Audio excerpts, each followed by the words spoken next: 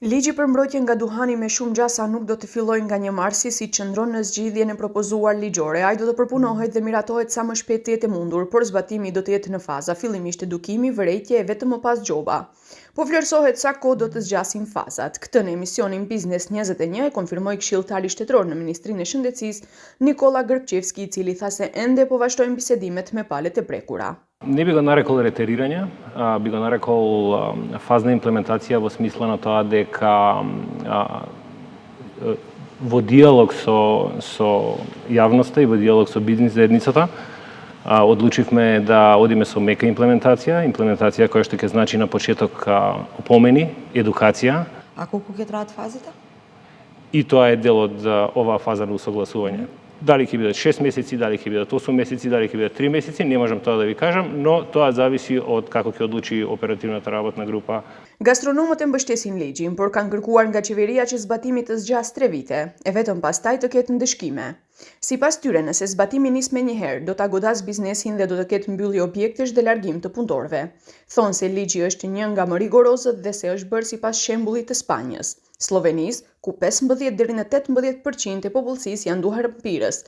Por dallimi nga tek ne është se këtu janë 60 deri në 65% duhan pirës. Еден модел предложивме од 3 години, односно во првата година, односно во првите 12 месеци, да имаме информативна кампања и за угостителите и за граѓаните. Во втора фаза, што рековме од 12 до 36 месеци, велиме строга забрана во затворени простори на консумирање на сите производи со тутун, дозволени, јасно дефинирани надворешни зони за пушење. Третата фаза се знае, таму е целосна имплементација врз основа на претходно направени анализи. Тука веќе нема толеранција за никого.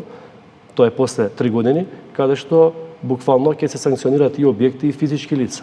Ekspertët me qëndrim se propozim ligji kërkon punim serioz. Thonë se me një zgjidhje të tillë përveç gastronomëve do të pësojnë edhe kompanitë që prodhojnë dhe shesin produkte të duhanit, por edhe buxheti i shtetit.